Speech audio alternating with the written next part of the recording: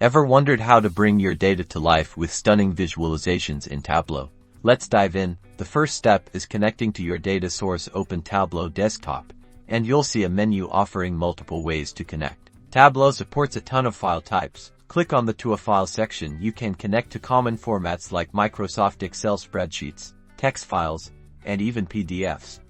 Choose Microsoft Excel, and a file browser will pop up. Navigate to the location where your data is stored on your computer. Select the Excel file containing your dataset, then click on Open. Tableau will then read your file and show you the sheets available. Within the Excel file, drag and drop the sheet you want to analyze onto the main canvas area.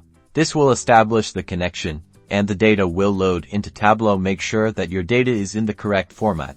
It is set up to enable analysis if necessary.